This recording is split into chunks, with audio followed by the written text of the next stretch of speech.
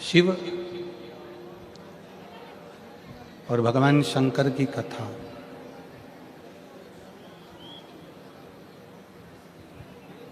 ये कोई साधारण नहीं है।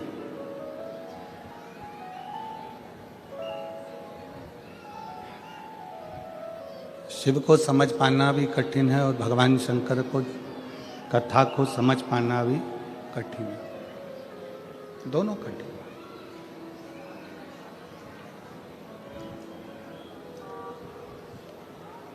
ना जाने कितने कितने संत, साधु, तपस्वी, साधक, उपासक तब कर चले गए, पर शंकर को समझ नहीं पाए।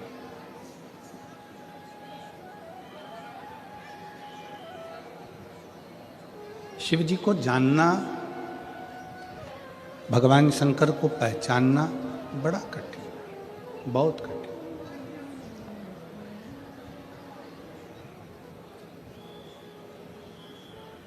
आपके और हमारे भी ना जाने कितने कितने जन्म निकल चुके होंगे, तब भी हम शिव को नहीं जान पाए, हम शंकर को नहीं पहचान पाए।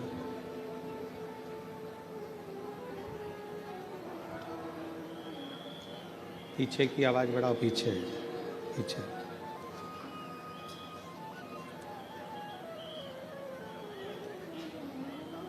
ना जाने कितने कितने जन्म आपके और हमारे निकल गए होंगे, तो भी हम भगवान शंकर को पहचान नहीं पाए। और यदि इस कली काल में, इस कलयुग में आप शंकर जी की कथा को श्रवण कर रहे हैं, आप शिव जी के मंदिर में जाकर एक लोटा जल चढ़ा रहे हैं, तो ये मान कर रखो कि कोई संबंध पुराना आपका और हमारा भगवान शंकर से रहा होगा, तो शिव जी ने आपको खींच कर शिव पुराण तक, मंदिर तक बुला लिया।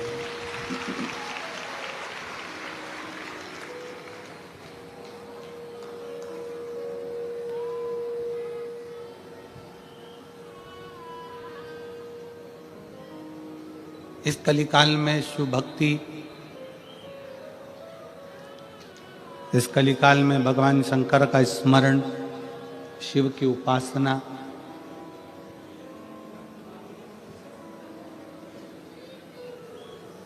खाली नहीं जाती है। शिव भक्ति का एक सबसे बड़ा फल है कि शंकर की भक्ति कभी निष्फल नहीं होती।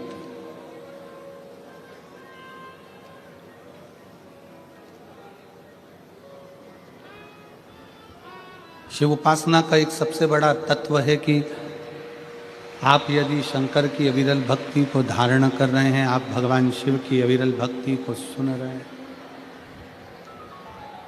तो वो भक्ति खाली नहीं जाती।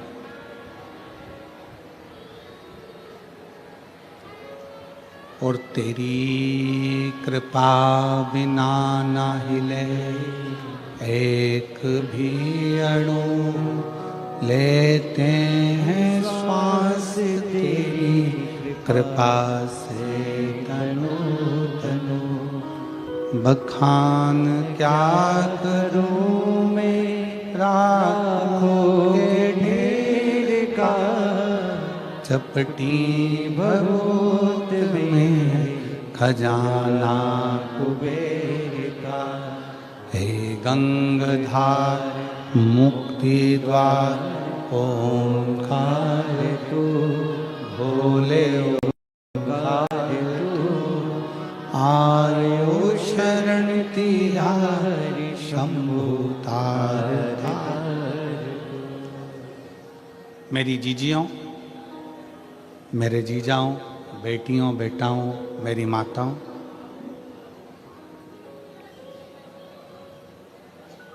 शिव को अगर एक लोटा जल आप समर्पित करें हैं, भगवान शंकर की भक्ति करें हैं, शिवालय तक गए हैं, शिव पुराण तक गए हैं, ये कभी निष्फल नहीं।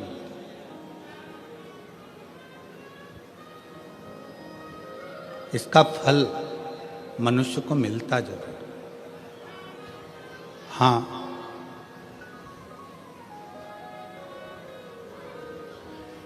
थोड़ा समय लग सकता है।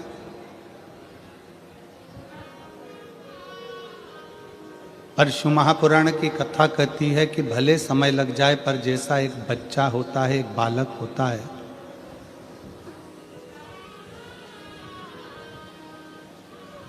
और वो बच्चा, वो बालक अपनी पूरी जिंदगी को अलमस्त होकर जीता।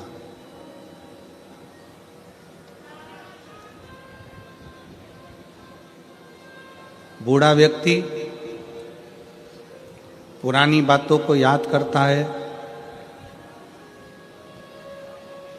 पुराने पुराने विचारों को याद करता है, पूर्व में जो हो चुका है उसको याद करता है और चिंता करता है।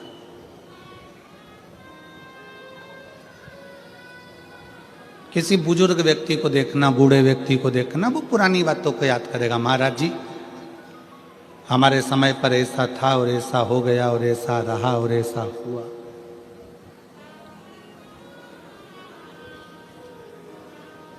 वो पुरानी बातों को याद करेगा, पुरानी बातों को विचारेगा, पुरानी बातों का स्मरण करेगा और बाद में उस पुरानी बातों की चिंता में ही लग जाएगा। जवान व्यक्ति, युवान मेरे भाई बहन, युवान व्यक्ति आने वाले समय की चिंता में रहते हैं। हो सकता है कल का मार्केट डाउन हो जाए, हो सकता है कल का ये मार्केट टूट जाए, कपास डाउन हो जाए, या सोयाबीन ज़्यादा हो जाए, या ये हो जाए या वो हो जाए। बूढ़ा व्यक्ति पुरानी बातों को याद कर कर चिंता करता है, चिंतित होता है और चिंता में डूबता है। युवान भाई बहन, नवयुवक बेटा बेटी आने वाले कल की चिंता में डूबे रहते हैं और वो अपनी जिंदगी को कल की चिंता में लगाते लगाते लगाते लगाते मायूस हो जाते हैं, चिंतित हो जाते हैं। बूढ़ा पुरानी बात से चिंतित हो रहा है, नवयुवक बेटा बेटी कल की बात से चिंतित हो रहे हैं। केवल एक, तुम्हारे घर में अगर कोई छोटे बच्चे हों, उन बच्चों को देखना, उनको पुरानी बात से भी मतलब नहीं रहता और उनको आने वाले कल से भी मतलब नहीं रहता। वो अपनी मस्ती में जीते। कल क्या हुआ भूल गए, मम्मी ने कितना डांटा भूल गए, पापा ने क्या कहा भूल गए, दादी ने पटक कर खूब मारा भूल गए। वापिस आए, दादा की गोद में बैठ गए, दादू ऐसा, दादी ऐसा, मम्मी ऐसा, पापा ऐसा, भूल गए। बूढ़ा व्यक्ति पुरानी बातों को याद कर कर रोता है, चिंता में डूबा रहता है। जवान व्यक्ति कल की चिंता में डूबा रहता है और बचपना बच्चा कोई चिंता नहीं करता। उसको मालूम है कि मेरे दादा दादी, मेरे माँ बाप बैठे हैं, तो मुझे चिंता क्या करना।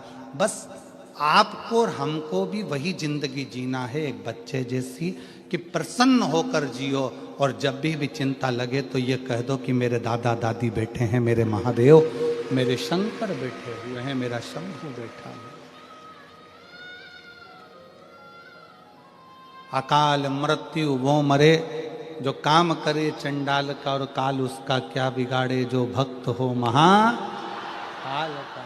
जो शिव की उपासना में डूबा हुआ है, जो शंकर की आराधना में डूबा हुआ है, तो उसको ये सोचना चाहिए कि मैं बच्चा, वो मेरा बाप।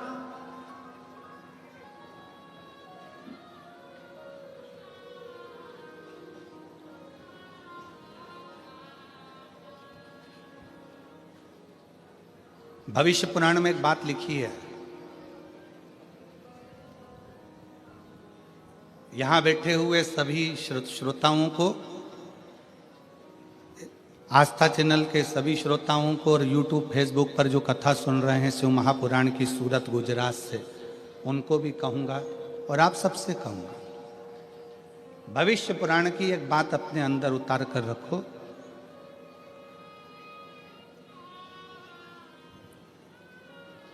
आपकी जब उम्र बढ़ती चली जाए, आपकी जब उम्र बढ़े, तो आपके पहचान के जितने बुजुर्ग हैं ना, उनसे मिलना चालू करो। कारण आपकी उम्र बढ़ेगी और आप अपने घर के, परिवार के, मोहल्ले के, सोसाइटी के, नगर के बुजुर्गों से, जिनसे आप पहले मिलते रहे हो, उनसे मिलते रहोगे, तो आप कभी, आपको ये नहीं लगेगा कि मैं बहुत उम्र में बुजुर्ग हो गया हूँ, बड़ा हो गया हूँ। बड़ों के पास बैठोगे तो ऐसा लगेगा अभी भी मैं इनका बच्चा हूँ, अभी भी मैं इनका छोटा बेटा हूँ। ये भविष्य पुराण कहती है, बड़ों के पास बैठने से हम बहुत बड़े नहीं होते, हम छोटे की छोटे ही रहते हैं।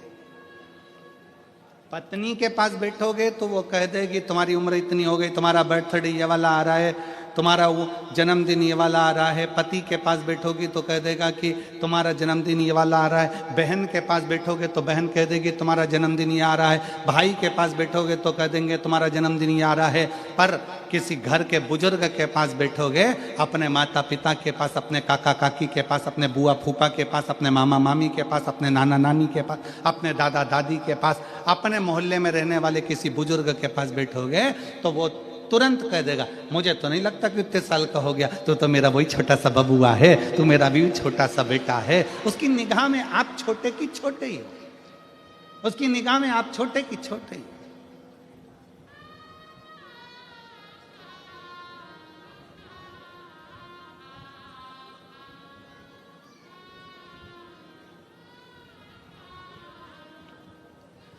पाटिल जी का कल जन्मदिन था, हो तो कोई ऐसे हमने पूछा ये कितने साल के हो गए, तो उन्होंने कहा इतने साल के। हमने कहा में लगते तो नहीं है, लगते तो नहीं। किसी बड़ों के पास बैठोगे, भविष्य पुराण कहती है किसी बड़े के पास जाकर बैठोगे तो तुम अपना छुटपन कभी नहीं भूलोगे। और फिर निवेदन है, आप 70 साल के हो जाओ, 60 साल के हो जाओ, यहाँ पर कई मेरी बहनें बैठी हुई हैं, कई मेरी जीजियाँ बैठी हैं जिनको 20-20 साल तक औलाद नहीं हुई, और 20 साल तक जब औलाद नहीं हुई तब वो समझने लगी। लोगों ने कहा 20 साल शादी को हो गए, बच्चा नहीं है, 27 साल शादी को हो गए, संतान नहीं है, 24 साल शादी को हो गए, 10 साल शादी को हो गए, तुझे औलाद नहीं है। उसको ऐसा लगता है कि मेरी इतनी शादी को साल हो गए। तब उस बहन ने शंकर जी के मंदिर में एक लोटा जल चढ़ाना प्रारंभ करा। तब बहन को समझ में आया कि अभी मैं छोटी हूँ, मेरा बाप अभी बैठा हुआ है। तो उसने अपने आप को छोटा समझा, अभी अपने आप को उसने छोटा पाया तो शादी के 27 साल बाद भी, 10 साल बाद भी, 15 साल बाद भी उसके घर में औलाद हुई, क्योंकि उसने अपने आप को छोटा समझा।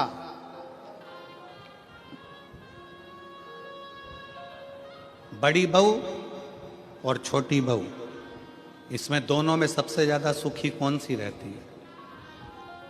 बोलो री जी हाँ, बड़ी बहू ज्यादा सुखी है कि छोटी?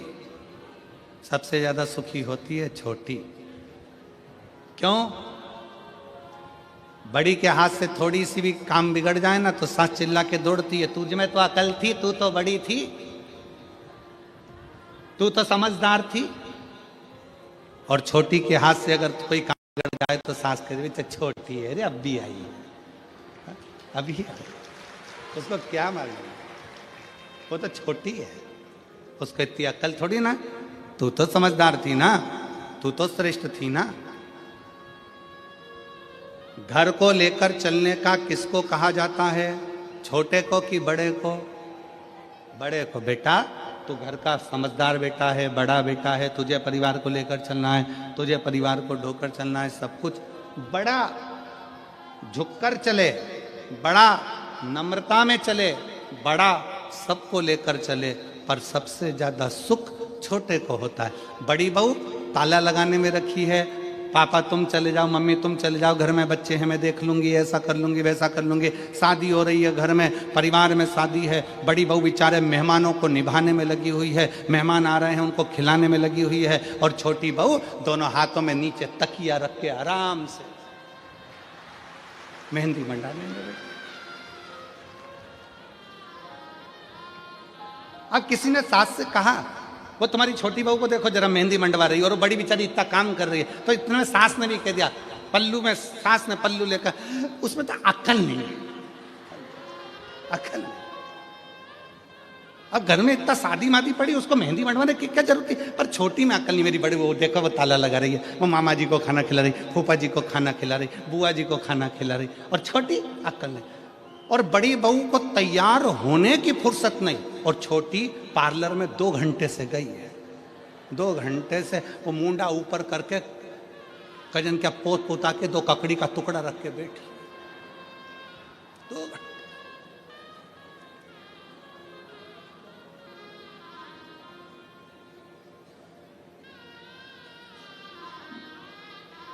शादी में बड़ी बहू बेचारी काम में लगी रही और छोटी सबसे पहले बफेट में गई। इसमें पानी और डालो, पानी डाल के फिर किसी ने कहा, वो देखो तुम्हारी छोटी बहू को देखो जरा। अब क्या करें, देखो उसमें अक्ल नहीं है, हमारी बड़ी बहू समझदार है। तो अच्छा ईमानदारी से बोलो, बड़ी बहू समझदार समझदार समझदार समझदार समझदार, तो जायदाद का हिस्सा बड़ी बहू को ज्यादा मिलेगा क्या? नहीं, हिस्सा दोनों को बराबर मिलेगा। तो समझदार रहने से फायदा कौन सा?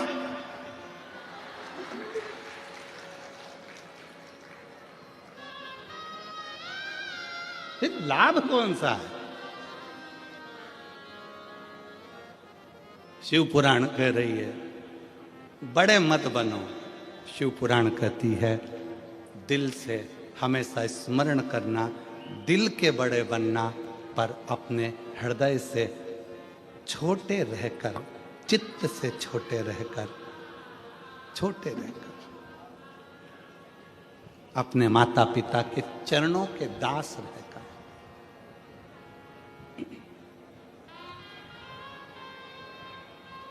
शिव के चरणों के दास बनकर,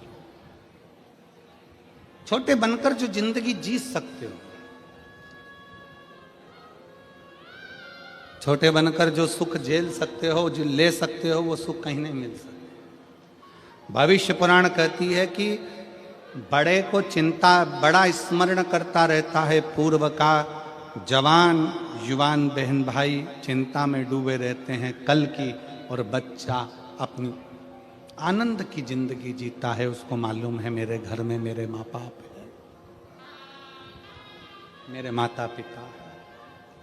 छोटे बनो,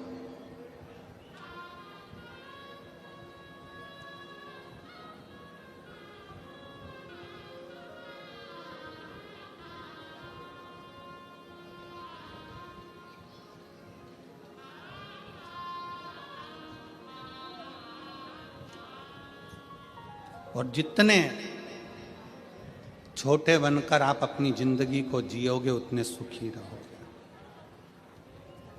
यहां इतने सारे बैठे हैं, बड़े बड़े बड़े बड़े, उनसे पूछो, कमा रहे हैं तो टेंशन है, कमा रहे हैं तो टेंशन है, टैक्स देना है, ये करना है, वो करना है, ये धरना है, वो धरना है। छोटे से पूछो, छोटा, कोई चिंता नहीं, आएगा जाएगा, अपनी मस्त की जिंदगी जीना।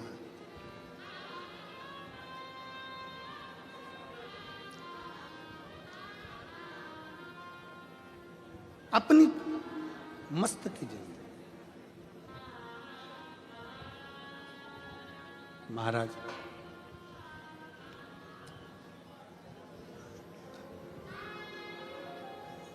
कोई भी पूछे जिंदगी में, आप एक बात जरूर कहते हो कि मैं अच्छा हूं, अच्छा हूं। कोई तुमसे पूछ ले, केम छो, मजा मां,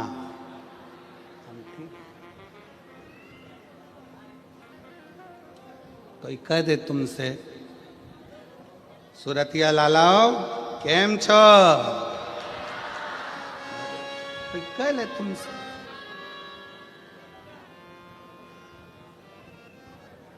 हम कभी ये बोले कि हम मजा में नहीं हैं? तो निवेदन है जब हम कोई पूछता है केम छो तो आप कहते हो मजा में, तो बस एक बात अपने अंदर उतार के रखो कि दुख की जिंदगी हो चाहे तकलीफ की जिंदगी हो, शंकर के मंदिर में एक लोटा जल अगर चढ़ाते रहोगे तो मजामा तो रहते ही रहोगे, तुम्हें चिंता करने की जरूरत पड़ेगी। और मैंने तेरे ही भरोसे बाबा, तेरे ही भरोसे हवा बिच उड़ती जावागी, बाबा डोर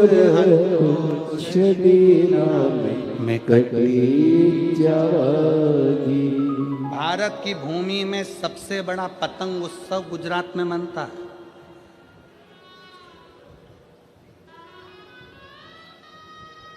जितनी गुजरात के लोग उड़ाते हैं उतनी कोई नहीं उड़ा पाता।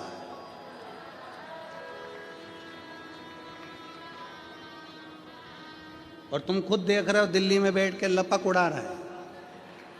पूरा सनातन धर्ममय कर दिया पूरे भारत को।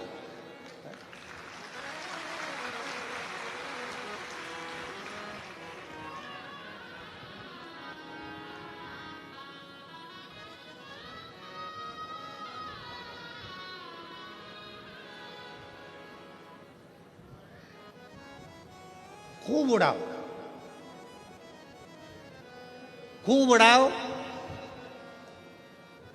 काटने के लिए भी एक दिन दिया और उड़ाने के लिए भी एक दिन दिया, मकर संक्रांति का, कि उड़ाना भी लपक कर और काटना भी लपक कर।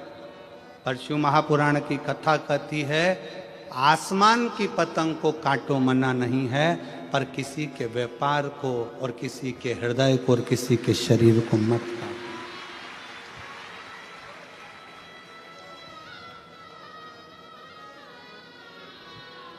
काटो। अपने पड़ोस में किसी बेटी का संबंध हो रहा है, किसी बेटे की शादी हो रही है, कोई तुमसे पूछने आया कि साहब शादी कर रहे हैं, लड़का कैसा है? काटना नहीं, बहुत अच्छा है, बहुत अच्छी बेटी है, करो, बड़े प्रेम से करो, बहुत अच्छे से करो, बहुत श्रेष्ठता से करो।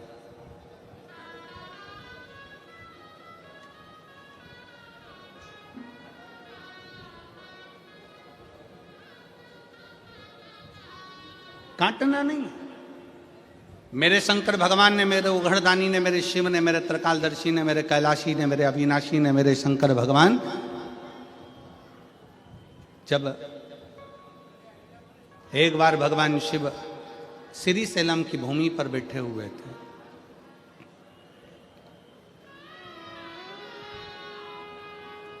और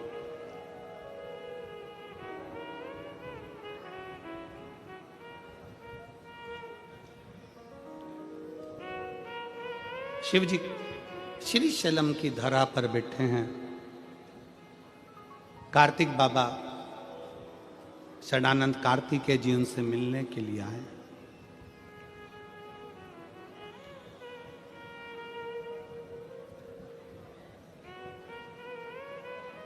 शिव जी के साथ में माता पार्वती जी भी विराजमान है। और जब जब मेरे महादेव श्री शैलम की भूमि पर बैठते हैं, जब जब मेरे देव अधिदेव महादेव श्री शैलम में जाकर बैठते हैं पार्वती जी के साथ में, तब तब माता पार्वती जी शंकर भगवान से गायन विद्या को सीखती है।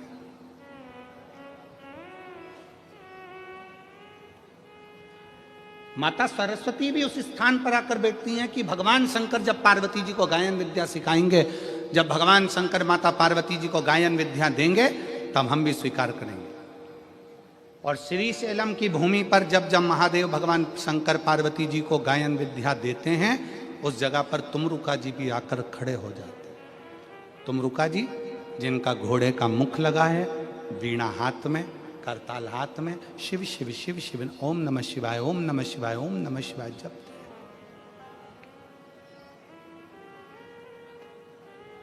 वो भी बैठे। शिव महापुराण की कथा कहती है व्यर्थ की चीजें जब मिले, व्यर्थ की बातें जब मिले तो भले मत बैठो, पर जब कोई तुमको ज्ञान दे रहा हो, कोई शिव का शरणागति की ओर बढ़ा रहा हो, कोई भगवान शंकर का संवाद कर रहा हो, शिव तत्व को तुम्हारे हृदय में बिठा रहा हो, तो जरूर बैठो, जरूर बैठो। और अपने घर के बच्चों को यह संस्कार दो, अपने घर के बच्चों को यह समझा दो कि अपने नगर में, मोहल्ले में, क्षेत्र में, कॉलोनी में, सोसाइटी में, अपने शहर में कहीं पर भी भगवान की कथा हो, बन सके तो ऐसा प्रयास करना कि uस कथा में आगे बढ़कर थोड़ा सा सहयोग करना, बन सके थोड़ा सहयोग।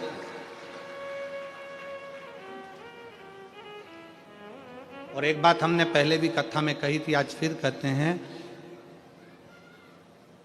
उपहार देकर बच्चों को केवल बचपन में खुश किया जा सकता है। बच्चों को अगर खुश रखना है, बचपन में उसको खिलौना दे दो, सामान दे दो, झुंझुना दे दो, मिठाई खिला दो, ये खिला दो, वो खिला दो, टॉफी ला दो, गिफ्ट ला दो, माला ला दो, उसका वीडियो गेम ला दो, उसको मोबाइल दिला दो, बच्चा खुश हो जाए। उपहार देकर बच्चे को केवल बचपन में खुश रखा जा सकता है। उपहार देकर बच्चे को केवल बचपन में खुश रख सकते हो। परशु महापुराण की कथा कहती है, संस्कार देकर बच्चे को जिंदगी भर खुश रख सकते हो। पूरी जिंदगी बच्चे को खुश रखा जा सकता है, पूरा जीवन।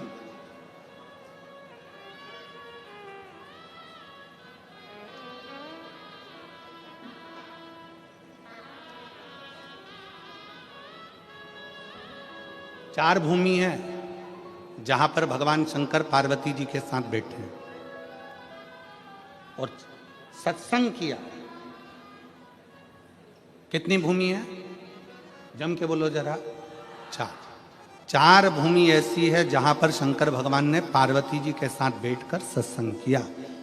पहले नंबर पर अमरनाथ जी की गुफा में भगवान शंकर पार्वती जी के साथ में बैठकर सत्संग करते हैं और दो पक्षी जीव उस कथा का रस तत्व अपने कानों में श्रवण करते हैं। दो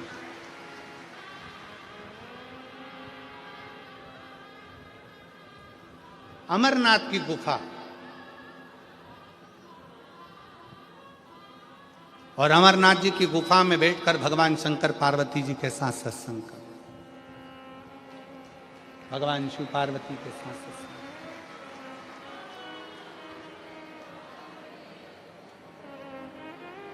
दूसरे नंबर पर जब अमरनाथ जी की गुफा में भगवान शंकर पार्वती जी को कथा श्रवण कराते हैं, भगवान शिव जब पार्वती जी को कथा का रस तत्व ग्रहण कराते हैं, पार्वती जी उस कथा को श्रवण करती और अपने जीवन को आनंदित करती। दो स्थान, दो जगह।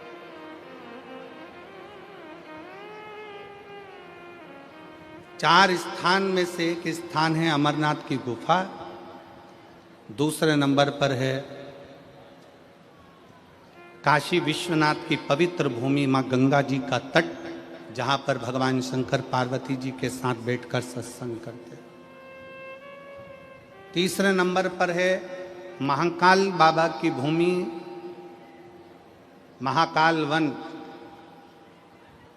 मां छिपरा का तट, जहां पर भगवान शंकर बैठकर पार्वती जी के साथ सत्संग करते हैं।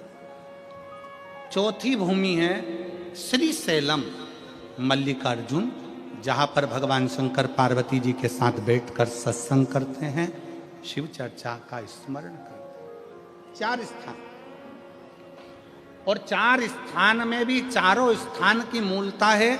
शंकर भगवान जब पार्वती जी के साथ अमरनाथ की गुफा में सत्संग करते हैं, उस जगह पर सबको भगा देते हैं, किसी को नहीं रखते। केवल एक पक्षी का जोड़ा बैठकर अमरनाथ जी की कथा का रस तत्व सुनता है। केवल एक पक्षी का जोड़ा। जब अमरनाथ जी की कथा में, अमरनाथ जी की गुफा में केवल शंकर और पार्वती दोनों बैठते हैं और सबको भगा कर वे केवल एक पक्षी का जोड़ा बैठकर कथा को सुनता है। दूसरे नंबर पर है काशी विश्वनाथ की भूमि। उस काशी विश्वनाथ की भूमि पर गंगा जी के तट पर जब भगवान शंकर पार्वती जी के साथ बैठते हैं तो सारे ऋषि, संत साधु, तपस्वी, सन्यासी भगवान शंकर के सत्संग को श्रवण करते हैं। तीसरे नंबर पर है महाकाल वन। महाकाल वन में जब भगवान शंकर पार्वती जी के साथ बैठकर सत्संग करते हैं तो शंकर के सारे गण और सारे भैरव भगवान शंकर की उस पवित्र कथा को 64 योगिनियों के साथ श्रवण करते हैं। और चौथा स्थान श्रीशैलम मल्लिकार्जुन, जहां पर भगवान शंकर पार्वती जी के साथ बैठकर जब सत्संग करते हैं तो वहां पर जितनी गायन विद्या में देवता हैं, नारद जी, तुमरुका जी, सरस्वती जी, वीणा देवी आदि जितनी देवी देवता जो गायन विद्या में निपुण है वो आकर सत्संग करते हैं। ऐसे 4 स्थान पर 4 सत्संग भगवान शिव पार्वती के चलते।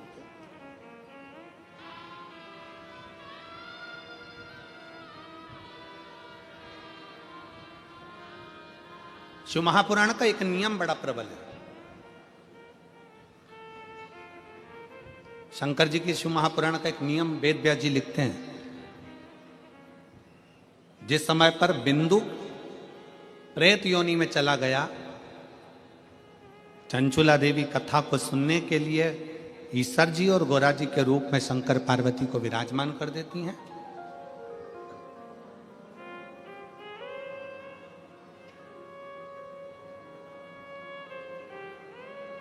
तब वेद व्यास जी ने लिखा कि शिव महापुराण का एक सबसे बड़ा नियम है, आप जब कथा सुनने के लिए बैठते हो और जिसका स्मरण करते हो, जिस जीव के लिए आप कथा सुनते हो या अपने लिए सुनते हो या अपने कार्य की सिद्धि के लिए सुनते हो या कोई मनोकामना के लिए सुनते हो, शिव महापुराण की कथा कहती है कि वेद व्यास जी कहते हैं आपने जिसका मनन चिंतन शिव महापुराण की कथा में बैठकर करा होता है, कथा उसको प्राप्त हो जाती है और उसका कल्याण हो जाता है। शिव महापुराण का सबसे बड़ा एक आनंद है कि हम कथा में बैठकर जो स्मरण कर, हम कथा में बैठकर जैसा मनन चिंतन करें,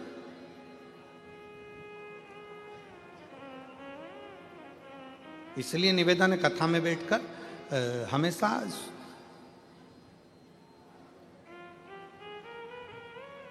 प्रयास करा करो कि अच्छा मांगो।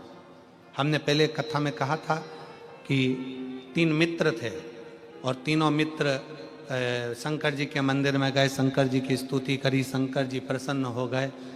शंकर जी ने कहा मांगो पहले वाले से, तो वो बहुत 2 मित्र काले थे, एक गोरा था, तो उस काले मित्र ने कह दिया भगवान मुझे गोरा कर दो। शिव जी ने उसको गोरा कर दिया। दूसरा मित्र भी काला था, उसने भी भगवान से मांगा भगवान मुझे गोरा कर दो, भगवान ने उसको भी गोरा कर दिया। अब तीसरे का नंबर आया, उससे पूछा तू मांग ले, तो कि जैसे थे वैसे ही कर दो, ये जैसे थे इनको वैसा कर दो, काले थे काला ही कर दो। अब जरा विचार करने वाली बात है, तीसरा मित्र चाहता तो कुछ अपने लिए अच्छा मांग लेता, पर दूसरे का बुरा करने के चक्कर में वो अपना भी छोड़ बैठा और अपने लिए भी नहीं मांगा। हम दूसरे का बुरा करने में लगे हुए हैं तो अपना भी छूट जाता।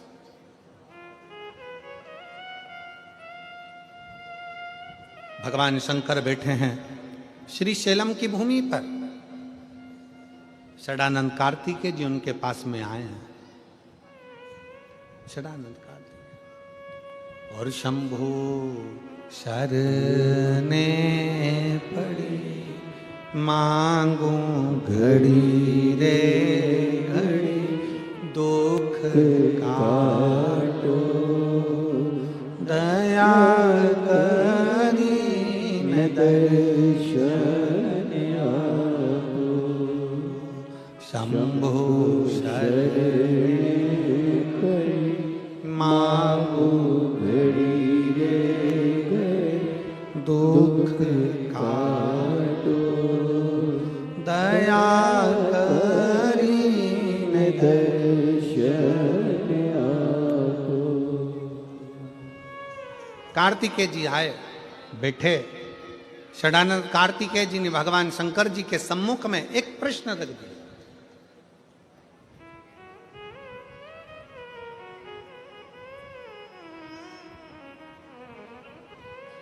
और प्रत्येक संसार के मनुष्य सुन ले बड़े सावधानी से, घर के नवयुवक बेटा बेटी सुन ले, अगर तुम्हारे दिल में कोई प्रश्न आया है, तुम्हारे दिल में अगर कोई संवाद आया है, तुम्हारे हृदय में अगर कोई प्रश्न उपजा है, तो प्रयास करना कि उस प्रश्न का उत्तर अपने माँ बाप से, अपने घर के दादा दादी से, अपने घर के व्यक्ति से उसका उत्तर ढूंढने का प्रयास कर, दूसरी जगह नहीं।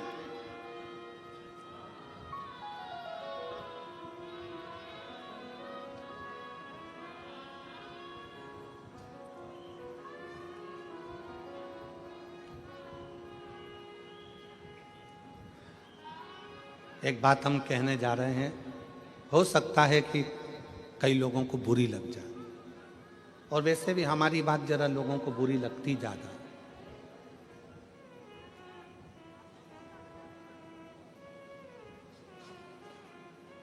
आजकल की छोरियों को कच्चे मकान और सच्चे इंसान समझ में ही नहीं आते हैं।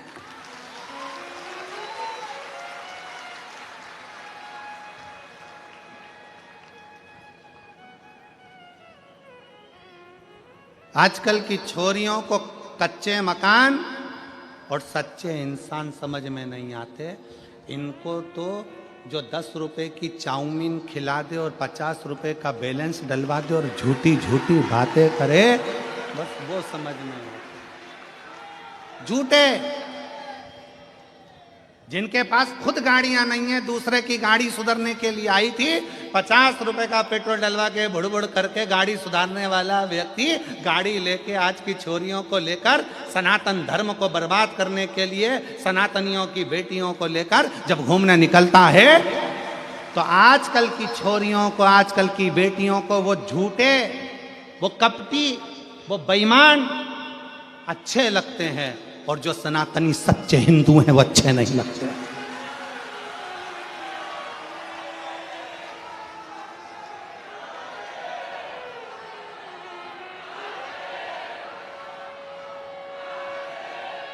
मेरा निवेदन है, इस सूरत की पवित्र भूमि से, सूरत की पवित्र धरा से, एक सनातनी का मकान कच्चा है और दिल सच्चा है तो तेरी कद्र होगी। अगर एक सनातनी का मकान कच्चा है और दिल सच्चा है तो तुम्हारी कद्र होगी, और झूठे व्यक्ति के चक्कर में फंस गए बंगला देखकर, तो फ्रीज में 41 टुकड़े भी मिलने के लिए तैयार रखिए।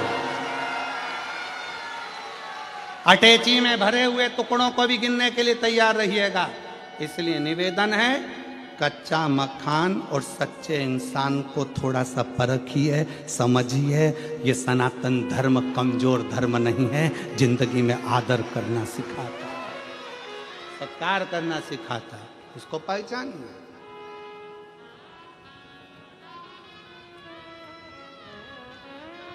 हम जानते हैं हम बोलेंगे और लोग बवाल मचाएंगे, लोगों को काली मिर्ची जरा ज्यादा लगती है, और शिव तत्व शंकर को पहचानिए।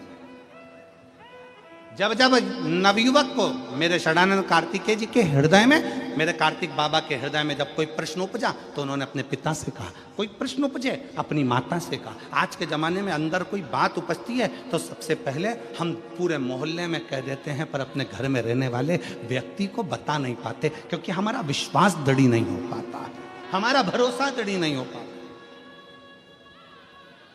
मेरा बेटियों से, मेरे बेटाओं से निवेदन है, तुम्हारे मन में अगर कोई भाव है तो पहले अपने माता पिता से कहो, पापा ऐसी बात है, मम्मी ऐसी बात है। हम पूरे मोहल्ले को बता रहे, हम अपनी सहेलियों को बता रहे, अपने दोस्तों को बता रहे, अपने फ्रेंडों को बता रहे, सबको बता रहे, पर वो अपने अपने घर में रहने वाले व्यक्ति को नहीं बता पा रहे।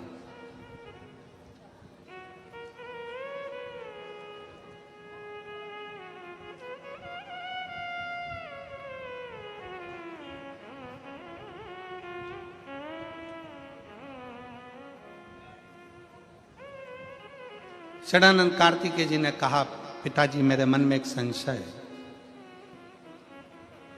प्रकृति बदलती है, समय बदलता है, घर बदलता है, वृक्ष की पत्तियां बदलती है, फूल बदलता है, जमीन बदलती है। जो प्लाट खाली पड़ा एक दिन में मकान बन जाता है, मकान बना हुआ भी एक दिन खंडर बन जाता है, सब बदलता है। व्यक्ति बचपन में अलग दिखता है, जवानी में अलग दिखता है, बुढ़ापे में अलग दिखता है, व्यक्ति का शरीर भी बदलता है। षडानंद कार्तिकेय जी ने कहा, पिताजी प्रकृति बदलती है, जमीन बदलती है, घर बदलता है, इंसान बदलता है, सब कुछ, व्यक्ति का स्वरूप बदल जाता है, रंग बदल जाता है, ये सब कुछ बदलता है, पर प्रकृति भी समय पर बदलती है। फूल भी समय पर बदलते हैं, पत्तियां भी समय पर बदलती है, जमीन भी समय पर बदलती है, प्लाट भी समय पर बदलता है, मकान भी समय पर बदलता है, समय भी समय पर बदलता है। कार्तिकेय जी ने कहा, पिताजी मेरे मन में एक संशय है कि सबसे जल्दी तुरंत कौन बदलता? तो शंकर भगवान ने कहा, इंसान से ज्यादा कोई नहीं बदलता। इंसान से ज्यादा कोई नहीं बदलता। थोड़ी देर में कैसा है और थोड़ी देर में कैसा होगा, थोड़ी देर में उसका व्यवहार कैसा है, थोड़ी देर में कैसा होगा, क्या कहता है, क्या करता है, मनुष्य से ज्यादा जल्दी कोई नहीं बदल सकता। समय की समय पर बदलता है, प्रकृति भी समय पर बदलती है, पत्तियां भी समय पर बदलती है, वृक्ष भी समय पर बदलता है, पर इंसान का भरोसा नहीं, यह कब बदल जाता है। इसलिए शिव महापुराण की कथा कहती है कि इंसान पर भरोसा करने से अच्छा है कि उस परमात्मा पर भरोसा करो जो कभी बदलता नहीं है, वो अजर और अमर है, वो अजर और अमर है।